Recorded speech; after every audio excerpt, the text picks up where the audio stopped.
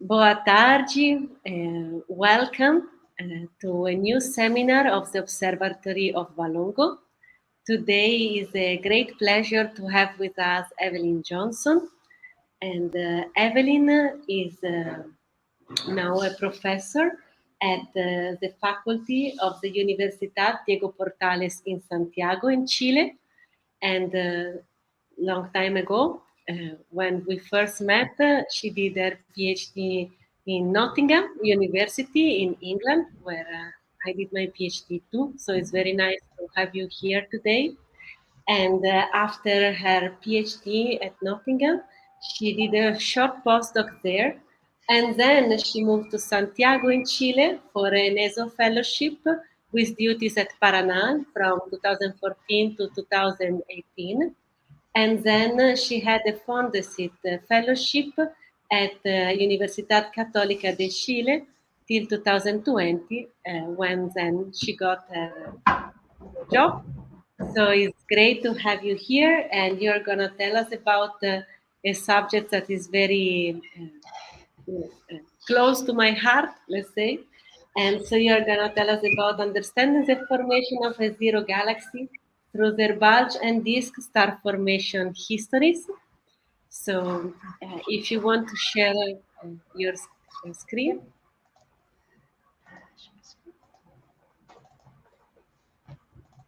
Sorry, it's just taking a moment. Hi, so thank you very much for inviting me today to present my work. So I want to show you some work I've done on SZeros during my career. So this is an area that I started working on in my PhD. And although I've drifted off in different directions over the years, I keep coming back to it. It's an area that I really enjoy researching because there's always something new. As soon as you answer one question, there's always several more questions that come out. And so, yeah, I want to talk to you today about the formation of SZeros through understanding their bulge and disk star formation histories. So any talk I've ever seen looking at SZero galaxies has to show an image of the Hubble sequence. It seems to be like an unwritten rule. So here's the obligatory Hubble sequence image. We can see that SZeros fit in the very middle of this sequence, with the spirals on one side and the ellipticals on the other. And it's now commonly thought that SZeros are thought to be an endpoint, or one possible endpoint in the evolution of spiral galaxies. And you can kind of see why. If we compare the two of them side by side, you can see that spirals have this clear bulge and disk structure, and they've got spiral arms which host the star formation in the disk with old red and dead bulges. Whereas if you look at the SZeros, you've still got this clear bulge and disk structure, but there's no spiral arms, there's no star formation, the disks are pretty plain. And so it's thought that spirals evolve into SZeros once the star formation becomes truncated. So the spiral arms start to fade because there's no more star formation, ending up with this plain disk galaxy. And there's a lot of evidence in the literature as well to back this up, both in terms of environment and also in redshift. So on the left here, we have the morphology density relation of Dressler in 1980. So you can see that as we go to higher density environments, the fraction of SZeros increases while the fraction of spirals decreases. So there seems to be some environmental influence that's triggering the transformation of spirals into SZeros. And this is still a relationship that's being studied today. So this paper by Delia et al. Came out last year, and we're still looking at the fraction of SZeros as we go from field to cluster environments. This is still something that we're trying to understand. And there's also a link with redshift. So this is the morphology redshift relation. This is an example from Fasano et al. In 2000. And you can see that as you go to lower redshift, going to the left of these plots, the fraction of SZeros increases while the fraction of spirals decreases. So again, this is giving further evidence that that spirals do evolve into SZeros once their star formation is truncated. Now, what happens to transform a spiral into an SZero? There's many different processes that have been proposed to explain this transformation. I'm just going to mention a few of them here. One scenario is ram pressure stripping. So in this case, you've got a spiral galaxy that falls into a galaxy cluster, and it interacts with the intercluster medium such that the gas within the disk is being stripped out, producing these tentacles falling behind the galaxy. So this gives the appearance of a jellyfish galaxy. And After enough time has passed, all of the gas within this galaxy will be stripped out, leaving just the stellar disk and the bulge, and the galaxy will fade to an S0. We also have starvation or strangulation processes. These, in this case, it's the hot halo gas that's being stripped out instead of the cold disk gas. And since the halo gas itself falls into the disk over time to replenish the gas that's used by star formation, once this gas from the halo has been stripped out, the star formation within the disk will slowly starve since there's no more fuel coming in to replenish it, to fuel it. We also have harassment and mergers. So harassment is where we have a close flyby of two galaxies, whereas mergers are if they pass one another and fall into each other's gravitational potential. These cases will severely disrupt the gas within the galaxies, triggering a period of enhanced star formation, like a starburst, and resulting in an S0 galaxy as long as it's a minor merger. Going to the opposite extreme, we also have internal processes such as old age. Galaxies don't contain infinite amounts of gas. There's a finite amount of gas present, and it's logical to think that over time the gas will just gradually be used up and the galaxies will naturally fade into S0s.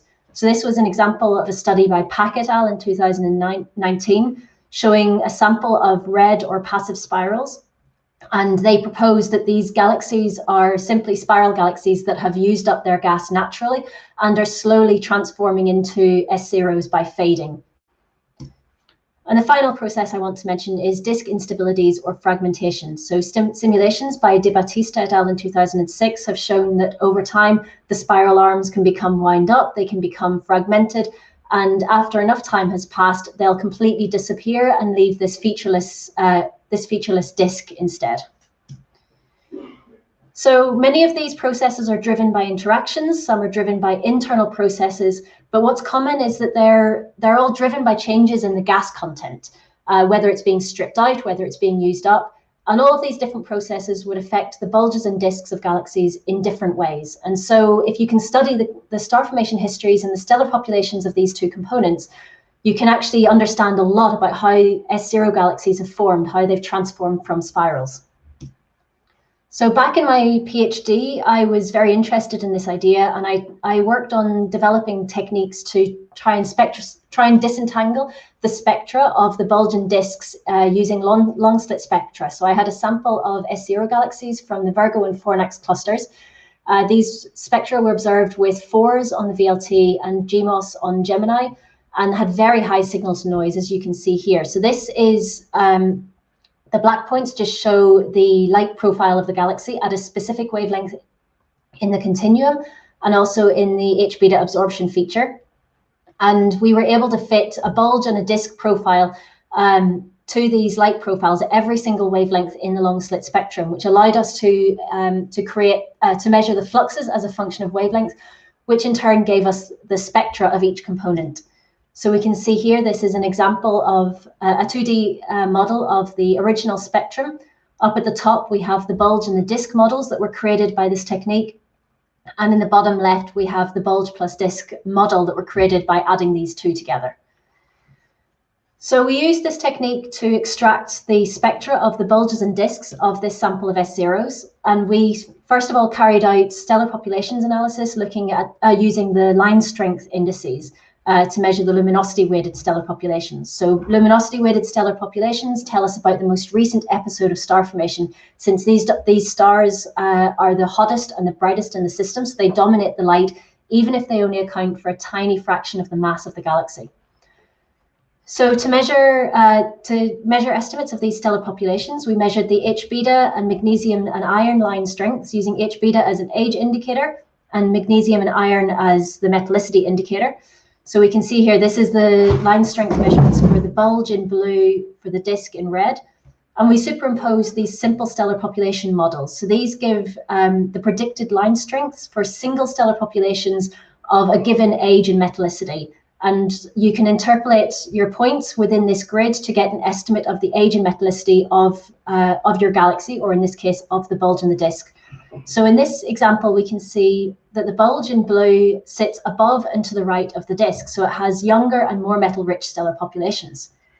And when we did this for all of the galaxies, all the bulges and disks, we plotted them here. We can see age against metallicity. And you can see that in every single galaxy in this sample, the bulges contain systematically younger and more metal-rich stellar populations than the disks. Now, this is a bit counterintuitive. If you think about the progenitor spirals, you've got this old red and dead bulge which is surrounded by a young star-forming disk. So how on earth do we end up with younger stellar populations in the bulges of the SZeros? To try and answer this, we then looked at the alpha enhancements of the bulges and disks. So this is the magnesium to iron ratio, which can tell us about the star formation timescales. And we find something really interesting. We find that the alpha enhancements, or the magnesium to iron ratios of the bulges and the disks, are correlated. So this is telling us that this most recent episode of star formation in the bulge regions is somehow connected to the star formation history of the disk.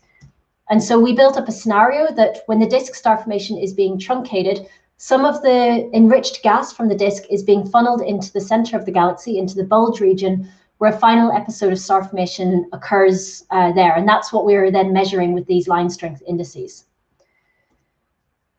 And now I reached that conclusion towards the end of my PhD, and I was quite happy with the results, but there was always a nagging suspicion at the back of my mind. What if one of our assumptions is wrong? Throughout the analysis, we had made the assumption that the disk was modeled by this perfectly exponential model, as you can see here. But these young stellar populations that we were finding in the bulge, we couldn't say for certain whether they were residing throughout the entire bulge or whether they were just concentrated at the center, such as at the very center of the disk. You know, what if our disk profile, instead of looking like this, actually looks like this? And so really with long slit spectra, we reached as far as we could go down this path. And really the next step was to use both the spatial and the spectroscopic information. And this would be with IFU data. Now, just to put this into context of the timeline, I did this work between 2010 and 2014. So when I started my PhD, Atlas 3D survey was a big thing. We were getting these amazing IFU data cubes of the central regions of early type galaxies. But by the end of my PhD, the field was really becoming revolutionized with IFU data. We had Khalifa was already well underway. We had the SAMI and the Manga surveys were starting up, and Muse also was seeing first light in 2014. So my work kind of finished at a nice point in time that I could transition towards using IFU data. Sorry, I think you can hear my kitten behind me now. I'm sorry for that. He's very chatty today. So after my PhD, I started trying to use IFU data to try and really exploit using both the spatial and the spectroscopic information for these decomposition techniques. So the study I want to focus on today is a project looking at the formation of SZeros in extreme environments. So by extreme environment, we mean the field or isolated environments versus the cluster. And this was just a pilot study using a sample of 8 galaxies that were observed with Muse, 4 from each environment. We had 2 approaches in this project. The first approach was to study the kinematics of the galaxies. We wanted to see if we could identify if galaxies in one particular environment were more dispersion or rotation supported. And this work was carried out by Lodovico Cocciato at ESO in Garking. He measured the V over sigma, so the rotational velocity over the velocity dispersion of these galaxies, and plotted them as a function of radius. So we can see the V over sigma against radius for the cluster galaxies in red, for the isolated galaxies in blue. The Muse data cubes are shown as the thick lines, and then the thinner lines show the measurements also from the Atlas 3D data cubes that are publicly available. So Lodovico went through the Atlas 3D sample and matched galaxies for environments to our own Muse data. Over here, we have the histograms showing the distributions of the V over sigma at 1 and 1.5 RE. And you can see that the cluster galaxies, in both cases, have higher V over sigma, indicating that they're more rotation dominated than the isolated galaxies.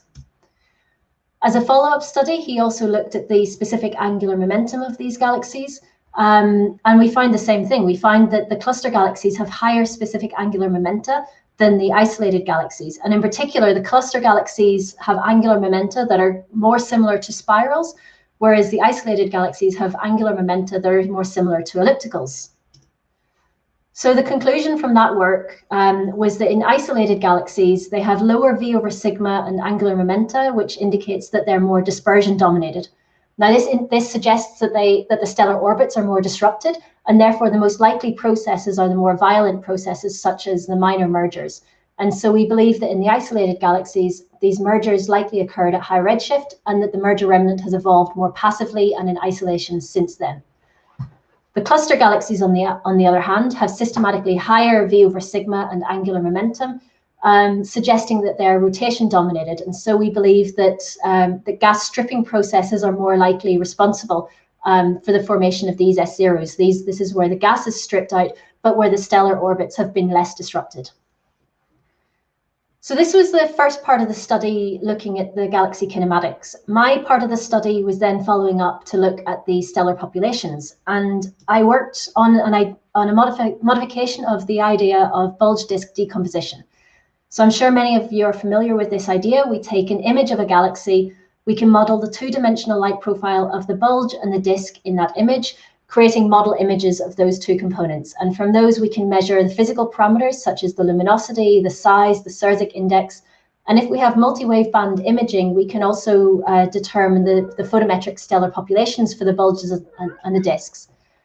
Now, my idea was to try and apply this technique to an IFU data cube. So instead of just dealing with maybe 5 or 6 images, we're going to be applying this idea to every single image slice in an IFU data cube, which will ultimately allow you to extract the spectra of each component. And I want to emphasize these are the clean spectra representing purely the light from the bulge and from the disk, with minimal contamination from the superposition of other components within the galaxy, such as bars, spiral arms, or even foreground and background objects.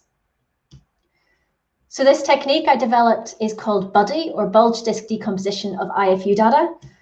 BUDDY is effectively a wrapper for GalFit-M, which was created by the Megamorph team. And basically, it's a modified form of GalFit that fits multi-waveband images of galaxies simultaneously. And it does this by using Chebyshev polynomials to model the variation in the structural parameters as a function of wavelength. So to give an example of how this works, this is a plot from Heusler et al. 2013. We have 3 galaxies from the Gamma survey. The columns show the magnitudes, the sizes, and the SZeros indices for these 9 different bands, U, G, R, I, Z, Y, J, H, K. And in the blue and the red points, you can see the parameters extracted from fits to individual images using GalFit in blue and using another technique, a sigma fitting technique by Lee Kelvin in red. And you can see that there's some general trends, but there's a lot of noise. Some data points have very large error bars. Some images, such as the U-band images, just have very low signal to noise. They're very shallow images, and you just can't get a good fit. So GalFit-M uses Chebyshev polynomials to model these parameters as a function of wavelength, and that's shown by these black points with the black lines. So you can see that it's picking up the trends that are seen with the individual fits, but the benefit of using this technique is that it uses information from the entire data set to fit every single image. So you're boosting the signal to noise of the data set over that of any individual image. And it also allows you to get reliable estimates of the physical parameters for images which have particularly low signal to noise. So you can see that we actually have estimates for the parameters in the U-band for all of these objects, which we simply couldn't achieve with the single band fit to that one image. So GalFit-M, as I said, it was designed by the Megamorph team, and their plan was really to use it on up to 20 images. At the time, they thought 20 images is more than enough imaging data. We don't need to think beyond that. So when I turned up and decided to try and apply it to an IFU data cube with 4,000 images or so, I had to come up with a workaround. And that workaround was BUDDY. So BUDDY is it's a wrapper for GalFit-M that applies this bulge disk decomposition to every single image slice in the IFU data cube using information from the entire data cube to create wavelength dependent models for the bulge and the disk, from which you can then take the spectra. So this is an example of the spectrum from one of our SZero galaxies. We've got the Muse white light image up here. In black, which you can't actually see, is the integrated spectrum from the data cube. The red, blue, and green spectra represent the light from the spectra from the 3 different components we used in the fit. And in purple, you can see the best fit spectrum. So this is the bulge, the disk, plus the lens, plus also the sky background, which we included in the fit. And this shaded region here, covering the magnesium and iron lines, is zoomed in over here. So you can really see the difference in the three spectra. In particular, if you look at this part of the magnesium triplet, you can see that this line is very much stronger in the red spectrum, which is the bulge, and much, much weaker in the lens component in the green. So I want to take a small diversion and really just emphasize that despite the name, buddy is completely general. It's not just limited to bulges and disks. So I want to show a few examples of what I've done with this, this technique. For example, on one extreme, I've used it to model the extended stellar halo around the CD galaxy NGC 3311. So here we have the MUSE data of this target. This was data from the ESO archive facility. And you can see, we can see the galaxy, the halo, and out to the sky, but we have very poor coverage of this system. However, it was sufficient to create a good model of the galaxy and the halo from which we could extract the spectra. So we could pull out the spectrum of the halo and study the stellar populations. Going to the opposite extreme, we've also used Buddy to measure the spectra in nuclear star clusters and globular clusters in dwarf galaxies. So this is an example of a dwarf galaxy in Fornax. We have the MUSE white light image, the best fit model, and the residual image. And down below, you can see the model images for the three components that make up the host galaxy and the nuclear star cluster. Now, I really want to emphasize these nuclear star clusters, although they're bright, they quite often don't dominate the light, even at the center of the galaxy. And so one of the biggest problems we have in studying these nuclei is actually cleanly extracting their spectra with minimal contamination from the rest of the galaxy. And so Buddy combined with the new IFU data that's now becoming available with these wide fields of view and high spatial resolution is really letting us extract these spectra cleanly in a new way. And a final project I want to show you is a project that's ongoing. So this is part of my work with the ARC tomography group. They're looking at this gravitational lens, and in particular, trying to understand the faint structure of a Lyman alpha emitter in this region of the data cube. This is the galaxy that's lensing the source, and they were worried about contamination from the light of the wings of this galaxy in this region down here, especially because it is such a low surface brightness galaxy. So I was able to use Buddy to model this galaxy and subtract off the light so that we have purely the light from the lensed galaxy in this region here. So coming back to the SZeros, when we selected this sample, we selected the galaxies to be unbarred SZeros, which have a clear bulge and disk structure in the imaging data that was available. So we weren't expecting anything too complicated, but that didn't quite work out. This is an example of the fit that we got to one of our galaxies using a two-component model, just representing the disk and the bulge. And you can see the one-dimensional light profile here. This is along the major axes of the galaxy, that the combined fit, the purple line, fits quite well to the light profile of the galaxy. I mean, you would think that this is pretty okay, but the residual image up here really emphasizes the need for having this two-dimensional information. I mean, we can see a lot of artifacts in this, especially we can see these concentric bright and dark circles. And these rings of bright and dark light indicate that you've got regions that are under and over subtracted. And although there's many different reasons that can create this, one of the more common reasons is that you're trying to model a galaxy with a model that's too simple. So this complicated things. All of our galaxies showed this sort of artifact, that the simple bulge plus disk model was way too simple. So we had to actually add a third component to every single fit. And this is now the improved fit to this galaxy. So we have the MUSE white light image here, the best fit model, and now the residuals. So you can see there's still a lot of artifacts in here, but these are now the asymmetric features that are truly present in the galaxy. You don't have the symmetric features that indicate that you've got a bad fit. And down below, we've got the three components that went into this model. So we've got the extended disk, we've got the bulge, and the third component in every galaxy we identified as being a lens component. Now, this is distinct to being a gravitational lens. This is a physical component called a lens or an oval within the galaxy. These lens components were first identified by Cormandy in 1979, and he described them as being an independent component with a physical surface brightness profile which are morphologically intermediate between bulges and disks with flatter surface brightness profiles and sharp edges. So if we look at our one-dimensional light profile again, we can see in blue is the disk. We can see in red we've got the bulge with the shallow decline in the surface brightness profile. And in green we have the lens, which is a relatively flat surface brightness profile with a sharp edge. Now, these lens components have been studied photometrically by many groups, in particular the near-infrared SZeros survey by Laurie Kynan et al. And we're still a bit uncertain as to exactly what they are. There's two lines of thought on this matter. One is that these components are dissolved bars, whereas the other line of thought is that they could be the remnants of mergers early in the lifetime of the galaxy. However, really to understand what these components are, we need to do a spectroscopic analysis of these components. And as far as I'm aware, so far there's nothing in the literature. This project by us is the first spectroscopic study of these lens components.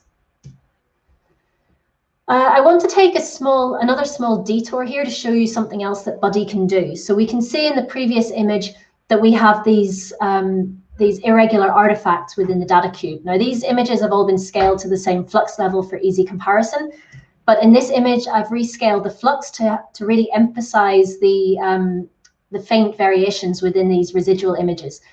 And this can also tell you a lot about how the galaxy has formed. So we can see this galaxy here, we have the extended spiral structure and even this internal spiral within the innermost regions of this galaxy. So in this case, it looks as though this galaxy has transformed from a spiral through more passive processes. The spiral arms and the disk structure haven't really been disrupted. Whereas the opposite is true in this galaxy at the top. This is one of the isolated galaxies, and you can see in the residual image, you've got these shells, you've got tidal tails, you've got this beautiful one-armed spiral in the center. And this is really, all of this is indicating that this galaxy has undergone a more turbulent past. So it's likely undergone a merger at some point in its recent history. So the next step was to look at the stellar populations. So we started by looking at the luminosity weighted stellar populations like we did with the long slit spectra that I talked about at the beginning of the talk. So here we have the results for age, for metallicity, and for alpha enhancement. And in each case, I've plotted bulge against disk, lens against disk, and lens against bulge. So there's a lot of information here. So I'm going to try and simplify it and highlight just the key points. If we look at the ages, we can see, while we have quite a range of ages, the youngest ages by far are really seen in the lens and the disk components. If we look at the metallicities, we can see that the bulges and the lenses generally have similar or higher metallicities than the disks. And in the alpha enhancement, when we plotted the alpha enhancement of the bulge and disk, we find again that we have this really nice correlation. So this is telling us that that in the lifetime of these galaxies, in the transformation, the bulges and the disks formed over similar timescales, while the lenses have formed over very unconnected timescales. So their formation is somehow unconnected to the formation of the bulge and the disk. So as I mentioned before, these are the luminosity weighted stellar populations. They only tell us about the most recent episode of star formation within the galaxies. And so to really understand the star formation history, we need to look at the mass weighted stellar populations. So I did that using full spectral fitting with PPXF. So in this case, I take a series of stellar template spectra of known age and metallicity, and I find the best combination that fits the input spectrum, so the bulge and the disk spectrum.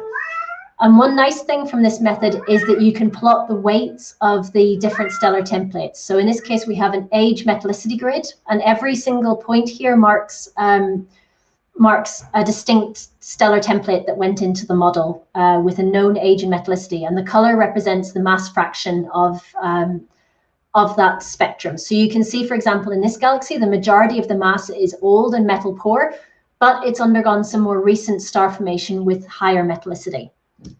So we've done this for all the galaxies. So we have all the disks, the bulges, and the lenses. And what's immediately obvious is that the disks in general show a more extended star formation history than the bulges, which is unsurprising. I mean, again, if you think about the progenitor spirals, they have star formation going on in the disk, but old red and dead bulges. the lenses also in general seem to have very old stellar populations that are kind of reminiscent to those of the bulge. I mean, there are some exceptions. This galaxy here shows a very young stellar populations in the lens, and this one shows a more extended star formation history of the lens. And something else we find interesting, which we're not sure how much weight to put on this. So in this plot, we have the isolated galaxies in the top half and the cluster galaxies in the bottom. And if you look at the bulges, you can see that in the isolated galaxies, the bulges show a much shorter star formation history. They were formed over a shorter timescale, whereas in the cluster galaxies, the bulges show more extended star formation histories. So to try and understand these results a bit better, to try and quantify them, we use these weights to measure the mean mass-weighted stellar populations, which gives us more of an indication of when the majority of the mass was created in these galaxies. So we have here the same style plots before, just for age and metallicity.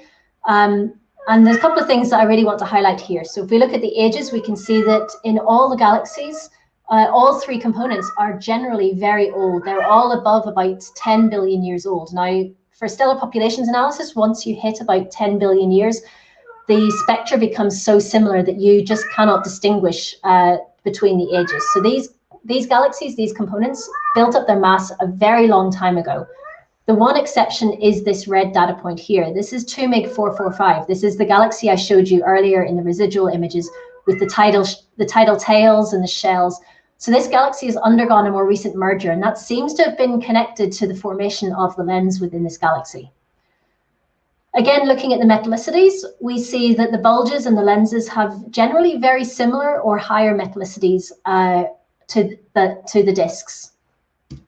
And so we have some conclusions based on these results. Now, I really want to emphasize these are tentative conclusions based on low number statistics. This was only a pilot study, but it's given us some really tantalizing results and hints that we want to follow up on in the future. So first of all, looking at the conclusions for the components, for the bulges and disks, we find that the bulges have similarly old ages, similar alpha enhancements, and similar or higher metallicities to the disks. So we believe the majority of the mass was created a long time ago in both these components over similar timescales from the same material, and that they've survived without experiencing any significant major mergers that disrupted their disky morphology since then. However, we do have evidence of minor mergers in some of the galaxies, in particular 2 MiG 445, which shows younger stellar populations, shells, and tidal tails. The lens components, on the other hand, now this is the first spectroscopic study of lens components. We find no correlation in the age and the alpha enhancement with the bulges and disks, and generally higher metallicities in the lenses than the disks. And so we believe that they formed at some point after the bulge and the disk formed, and we believe that our results are hinting more towards the dissolved bar scenario, mainly because of the higher metallicities in the lenses than the disks. But with the data that we have, we cannot rule out the merger remnant scenario. Now, looking at environment, from the kinematics for the cluster galaxies, we find that these galaxies were more rotationally supported. So they formed through processes that involve the rapid consumption or removal of gas that haven't really disrupted the disk structure. And we find also generally older stellar populations and less extended star formation in these components, particularly in the bulges, which indicate a more passive evolution since the formation of the main bulk of stars. In the isolated galaxies, however, these galaxies are much more pressure supported. So we believe that minor mergers have played a more significant role in their transformation and have left their signatures on the kinematic properties. We also find evidence of younger stellar populations and more extended star formation histories in these galaxies, indicating that minor mergers again have occurred after the formation of the main bulk of stars, which have helped build up the mass of these galaxies. So as I've said before, this work was a pilot study. We're really struggling with the low number statistics, but there's a lot of scope for what we want to do in the future. So for example, we want to explore a much wider range of environment. We also want to explore the effect of the mass of the galaxy. So quite a few works in the literature in the last few years have shown that mass is also playing a significant role in the formation process of SZeros. And more than anything, we really just want to look at a larger sample. And this takes me on to the final project that I want to talk about for the next few minutes. This project is called Manga. And I want to just emphasize this is still a work in progress. The results that I'm going to show are still very tentative. We've only got most of the plots in the last few weeks, and we haven't had a chance to do any interpretation. But there's some really nice results that I'd like to share with you. So what is Buddy Manga? Buddy Manga is a project that's being led by myself and Boris Heusler. It's a bit of a lockdown project. This is kind of the consequence of being married to an astronomer and then having to talk work a lot more whenever you're stuck in a flat for an entire year with them. Boris has wanted me to try this project for years, and finally, being in lockdown, he finally convinced me to give it a go. So the idea is to try and run Buddy on all the suitable Manga galaxies, so we can build up a statistical sample of bulge and disk spectra. So we can really properly look at how bulges and disks in general have evolved as a function of galaxy mass, of morphology, and so on, and in such a way that we're no longer limited by small samples where one oddball galaxy can really throw the results for the rest of the sample. So we did this project using the latest data release of the Manga survey, so that's data release 15. We used the galaxies that were observed with the 91 and 127 fiber IFUs, and we identified about 1,700 suitable galaxies from this survey. We used as initial estimates for the fit parameters the results from the MPP value added catalog. So this was bulge disk decomposition to imaging data of the Manga galaxies. And we applied two fits. So we applied a single SZeros fit to extract a single spectrum for each galaxy, and a SZeros plus exponential fit, which can give us effectively a bulge and disk spectra. So this is an example of just one of the fits. I mean, I've shown a similar plot to this before. So we have our Manga GRI band image with, SDSS GRI band image with the Manga field superimposed. And you can see here the fit to the two components, to the bulge and the disk, and the fit to the input spectrum.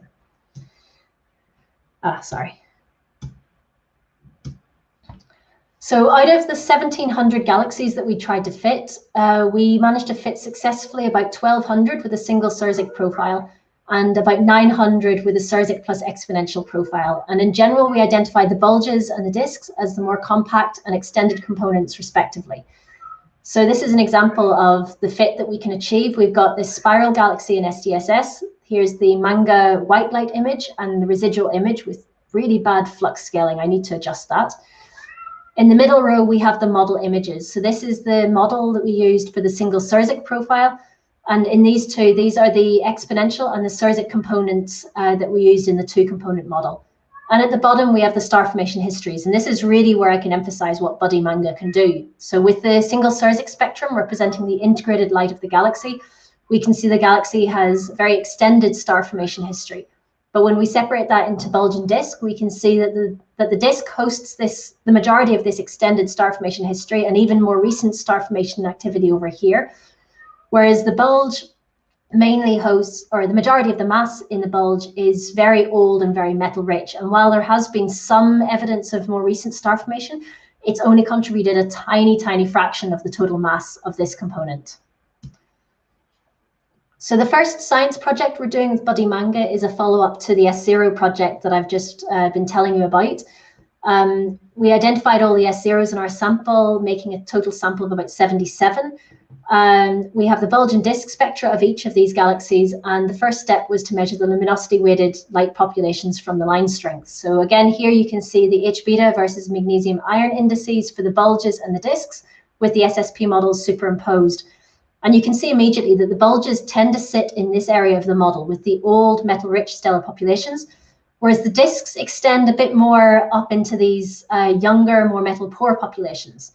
And this is shown in the next slide when we plot the bulge versus disk age and bulge versus disk metallicity. In general, we can see that the bulges are older and more metal-rich than the disks, but there's still a significant fraction of galaxies which have younger and more metal-poor stellar populations in the bulges compared to the disks. So this is something we still need to follow up on, understanding exactly why this seems to be happening, in particular why the bulges have these bulges tend to be these lower mass galaxies. So the colors of these points represent the total mass of the galaxy. We've also looked at the magnesium to iron ratios, so the alpha enhancements. And if you want to just focus on this plot on the right, again, we're finding that we've got this really beautiful correlation between the bulge and the disc magnesium to iron ratios. I've also superimposed the plot onto the plot, the results from Fraser McKelvey et al. 2018. This was a sample of Manga SZeros, mostly with smaller IFUs than we can use for body. But they were looking at the bulge versus disk stellar populations using the spectra extracted from the center of the galaxy as being bulge-dominated spectra, and the spectra extracted from the outskirts of the galaxy as being disk-dominated spectra. And again, they also find this this really beautiful correlation between the bulge and the disk alpha enhancements. So the next step, the final part I want to show you is looking at the mass-weighted stellar populations. So this was using full spectral fitting with PPXF, and I've plotted again bulge versus disk age and bulge versus disk metallicity. And now with the mass-weighted populations, you can see that the majority of the galaxies do indeed show old and more metal-rich bulges than the disks. But there's still a significant fraction, especially in the age plot, there's still a significant fraction of galaxies with younger bulges. And it's even more clear in this plot here, if you look at the colors, that the majority of the data points that lie below the diagonal line in both plots are blue. So these are low mass galaxies. So the next step we did was to look at the mass assembly history of these galaxies. We used these, the star formation histories created from PPXF to plot the mass fraction, the mass assembly as a function of look back time. So, so these are for the bulges, these are for the disks. The colors again represent the total mass of the galaxy, and the black lines are the median star formation histories, or the median mass assembly histories of the bulges and the disks. So you can see immediately here that the bulges in general have formed over a much shorter time scale than the disks, which again is unsurprising since the progenitors had actively star-forming disks. But what's really interesting is in this plot for the bulges, you can see the colors of the points show this beautiful gradient, such that the bulges in high mass galaxies were formed over very short time scales a long time ago, whereas in the lower mass galaxies, the bulges have formed over much more extended timescales and are much, much younger. So this is a plot that we only got about a week or two ago. We're still trying to figure it out. We haven't unfortunately had much time to look into it. But I just thought it was a really cool result, so I thought I'd show it off to you. So I just want to finish by summarizing Buddy Manga. This is a statistical sample of clean bulge and disk spectra that we're compiling through light profile fitting of the Manga IFU data cubes. And we're hoping that these spectra will shed new light on their independent star formation histories, helping us understand how galaxies evolve and how their morphologies transform. And this is still work in progress. And if you're interested in collaborating, if you can see a use for this data for your own work, please feel free to drop me an email. Thank you very much. Thank you very much, Evelyn, for this lovely talk, and very interesting as well. It's really very beautiful to see these results. We have several questions. And oh, wow, that filled up. But I don't know, several is so the first one is from the director of the Observatory of Valongo, that's Helio Jacques Rocha, and he's saying SZeros are generally edge-on in books, but you've just shown a near face-on SZeros. Indeed, it is the first time I've seen one like that. Are they rare, or is it because SZeros are not so frequent among galaxies? More than anything, it's really a selection effect. I mean, if you have a face-on SZero and an elliptical galaxy, they actually look very, very similar. So a lot of studies have prioritized higher inclination SZeros to try and, sorry, I'm getting a bit of feedback here. Prioritized using higher inclination SZeros to try and eliminate the chance of misclassified ellipticals falling into the sample. So yeah, in a lot of books, they focus more on the edge-on SZeros because they're more easy to identify. But yeah, I mean, I'm trying to remove that limitation on my own work, partly because sometimes you're a bit limited on the numbers. But they're not particularly rare in the universe. It's just a selection bias.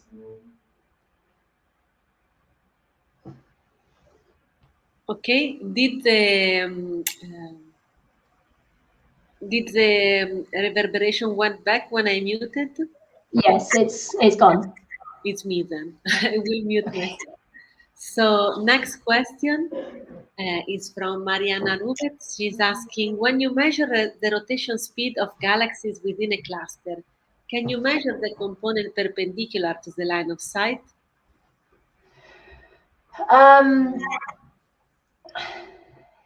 Yeah, so I mean, in general, you're measuring the line of sight velocities along the line of sight.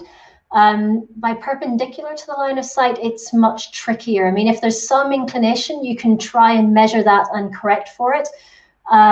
But yeah, if something's moving this way across our line of sight with the spectra, with the way that we measure the kinematics in the spectra, as far as I'm aware, there's no way we can easily disentangle that. I mean, I think Ari is a bit more of she's done a bit more work on galaxy kinematics than I have, so she might be more of an expert here, but that's my understanding. Yeah, I agree with you. I think it's almost impossible because the projection will be zero, most probably. Okay. Then a second question from Elio that asking about the lens component.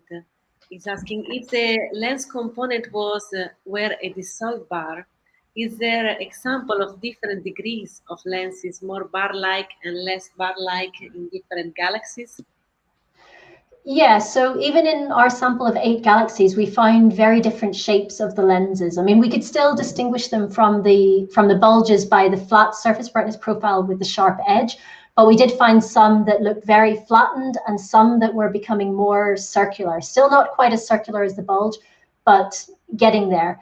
And I think even in the literature, like this NIRSOS survey, the Near Infrared SZeros survey, they've studied much larger samples of infrared images of SZero galaxies, and they found these lenses with quite a range of properties, from being very bar-like to being very unbar-like, being very circular.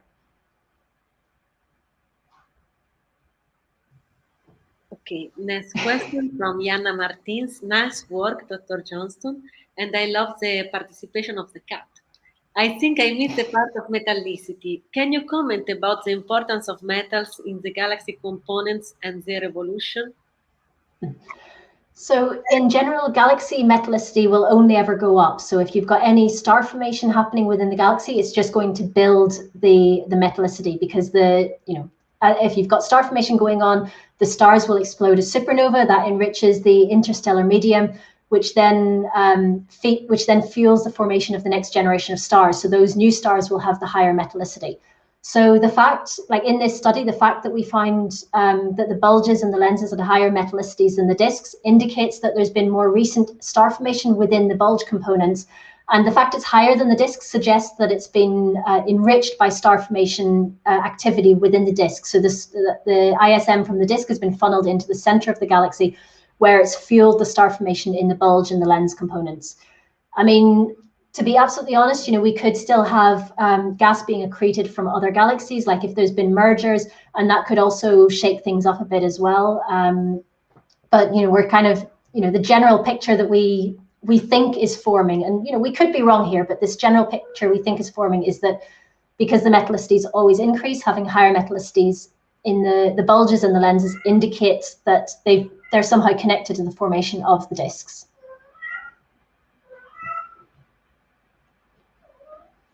Then we have a question from Prof. Karim Mendes del Mestre, saying, beautiful work. Does body decomposition work independently at the different wavelengths? How is the global decomposition defined for the galaxy? Okay, so I'm going to show the slide that I skipped over because it's very technical and boring for most people. Let me share my screen again. Sorry, I'm using 2 desktops, 2 screens, and I keep losing my mouse.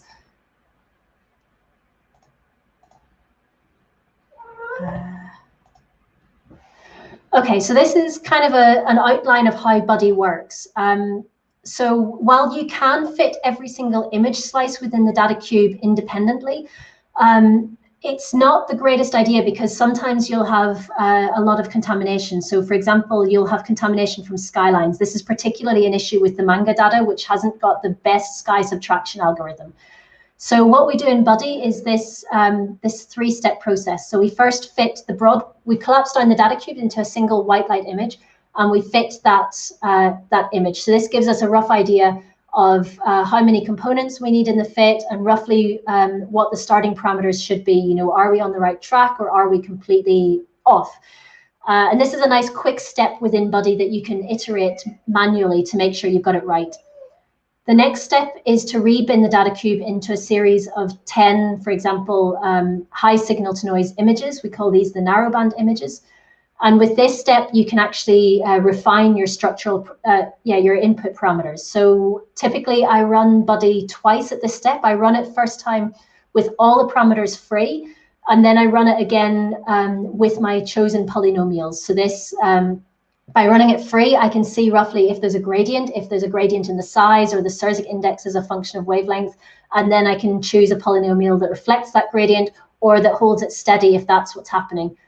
And then finally, I go back to the individual image slices. So I take batches of 10 images from the data cube, and I fit those with galfit M, but I use the polynomials, the polynomial fits from the previous step to hold the fit parameters fixed. So we allow the fluxes to vary, but the size, the Szeros indices, position angles, axes ratios, these are all held fixed. And this allows us to get very high signal to noise spectra that are reliable and aren't actually suffering any contamination from skylines or noise within the data cube.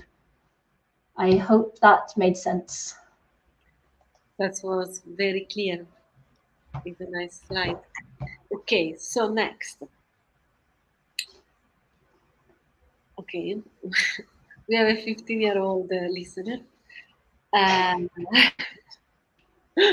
Karin says that the composition is very boring. I fully agree, thank you. Karin is my boss, by the way. Okay, then we have a question from Beniz, that's also a professor at Valongo, Beniz Rocha Gonzalez. She's saying, thanks you for the talk, Evelyn. I probably got lost at a certain point. Why don't you identify the lens component when using the Buddy Manga approach? So with the Buddy Manga data, so far we've been prioritizing just doing 2 component fits representing the bulge and the disk. The reason for this, there's a couple of reasons. So the Manga data has a much smaller IFU size, so we have fewer pixels to play with. And we also have much lower spatial resolution. So the Muse data has spatial resolution of 0.2 arcseconds per pixel, whereas Manga is 0.5 arcseconds per pixel. And we don't want to fall into the trap of trying to fit too many components. I mean, if you add an infinite number of components to fit your galaxy, you're going to get the perfect model. But those individual components don't physically mean anything. So far with Buddy Manga, we've prioritized on just fitting 2 components because we can identify those as bulge and disk, and we've also got a few catches within the code that identifies if something's gone a bit funny and maybe it's modeling the bar and the disk, for example. For individual components, for individual galaxies, sorry, we can go back and redo the fits to include a lens model, but I haven't found any examples where I'm convinced that a lens model will really improve it just based on the resolution of the data.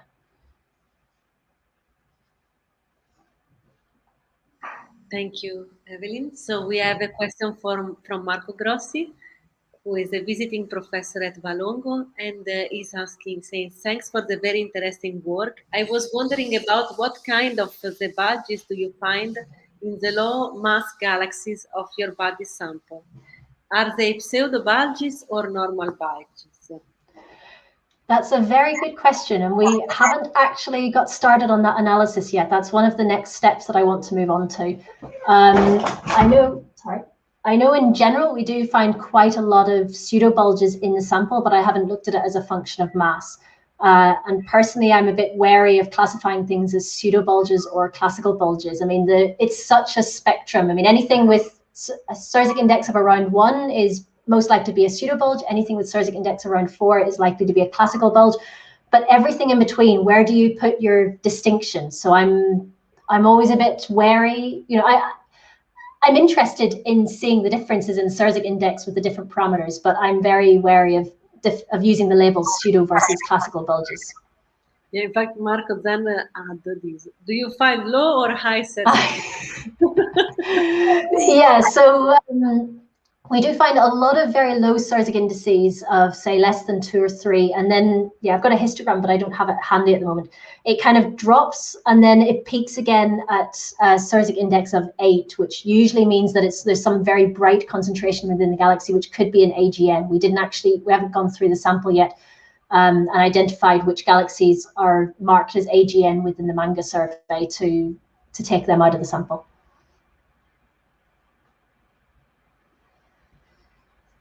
Okay, and there is a last. So yes, there are several comments.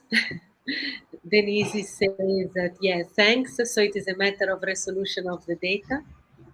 Yeah. And then Karin also comments that I was wondering too about the distinction between nuclear bars, inner disks, pseudobulges, and even lenses. Yeah, this was part that took us quite a while to figure out for the Muse SZero project. Let me see, I have some slides that I initially removed that I can bring back in. I think we're about here. Okay, if I share my screen again.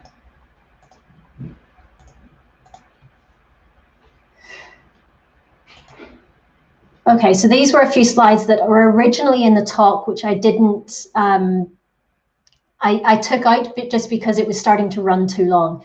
So when we identified the third component within the SZero galaxies, we weren't initially sure what the third component was. I mean, we knew that one of these two components had to be a bulge, but what about the other ones? So the 3 possibilities we investigated were bars, inner or nuclear disks, and lenses or ovals.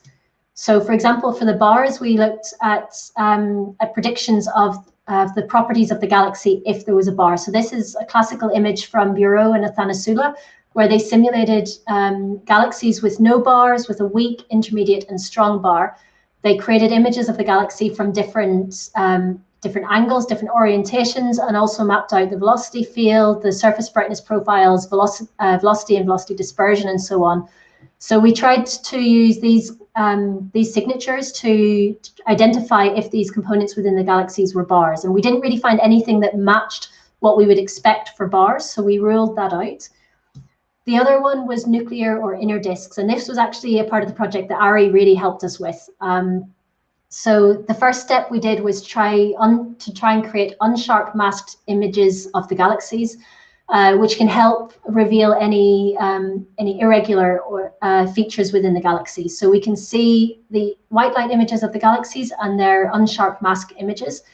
And you can see in these 2 galaxies here, you can see something that could be an edge-on disk at the very center of the galaxies, but we weren't entirely sure. So we wanted then to follow that up. We expected if there was a nuclear or inner disk, there would be a kinematical signature. And Ari pointed us towards this paper by Giro et al. In 2016 of NGC 3115. This shows V over sigma against the H3 polynomial. You can see everything outside of these red dashed lines is disk dominated, so you can see the shape of the H3 polynomial from the disk rotation.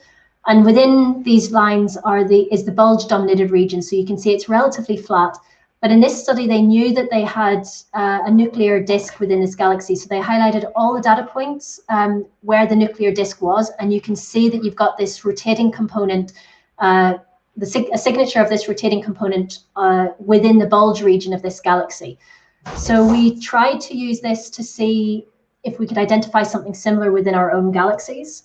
And these were the results we got. I mean, so blue is the data points from the disk region, and the red and the blue points are the data the kinematics measurements from these 2 inner components.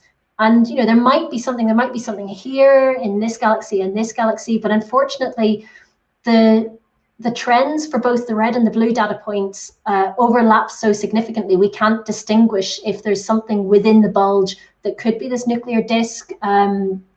or whether we're just measuring the bulge kinematics. So unfortunately, we couldn't see anything as clear as this example here to indicate that there was a distinct kinematical component within the center of the galaxy. So, I mean, it's still possible that these two might be nuclear disks, but we couldn't convince ourselves. So in the end, we just settled with the scenario that they were lenses or ovals. Yeah. Thank you, Evelyn. I think it has to be pointed out that 3115 is very close to us, and it was covered, I think, with 5 pointing of Muse, while Yeah. Galaxy were fitting well in Muse pointing. So I think it's normal that we don't have the same resolution. Yeah. Okay, I have a final question. That is this one that I wish to read as well. That says, "Hi, I am Josely Figueredo Dorego. I have 15-year-olds." And she's asking if there is a correlation between star clusters and the formation of galaxies. Okay, this is an area, yeah. This is an area I'm not really an expert on. I mean, I can talk about nuclear star clusters, for example. So this is the star cluster at the very center of galaxies. And it's thought, we do find that, for example, the fraction of galaxies containing nuclear star clusters increases with galaxy mass in dwarf galaxies, but then drops once you go into the more massive galaxies, with a break at about 10 to the 9.5 solar masses. And this is also the transition where you go from these featureless dwarf galaxies, they're either dwarf spheroidals or dwarf irregular shapes, to the more complex Hubble sequence galaxies where you've got your spirals, your SZeros, and your ellipticals. So one project I'm wanting to come back to in the next year is to try and understand the role of these nuclear star clusters in galaxy mass assembly. Is it just coincidence that their fraction peaks at exactly the same point where galaxy morphology becomes more complicated? Do they play a role in that? There's also a lot of evidence showing different formation processes for these nuclear star clusters. So in the lower mass galaxies, they're thought to evolve more through accretion of infalling globular clusters. So the globular clusters in the outskirts of the galaxy will orbit inwards, migrate inwards to the center, and then merge with the nuclear star cluster. Whereas in the high mass galaxies, it's the gas that migrates inwards, settles into the center, and triggers star formation in situ. So this is still a very open area, and we still have no idea whether the properties of these nuclear star clusters are just a side effect of galaxy evolution or are helping drive some aspect of it. And I'm sure there's similar questions for globular clusters and star clusters as well, but I haven't looked into that myself, and I don't want to say something wrong. Okay, thank you very much also for this very kind last question. And so, yeah, it's 3, well, it's 2 for you. Yeah. So I really wish to thank you again for this lovely talk, and we shall chat on these beautiful results for sure. And yeah, I don't know if you want to say something. Thank you for listening to my talk. It was lovely to meet you all, albeit virtually. Yeah, actually, that's what we should say. As soon as we can, it will be lovely if you will come to visit us. Yeah. I need to see more of Brazil. Okay, thank you again, and a lovely afternoon, and a lot of cuddle to the cats. Bye.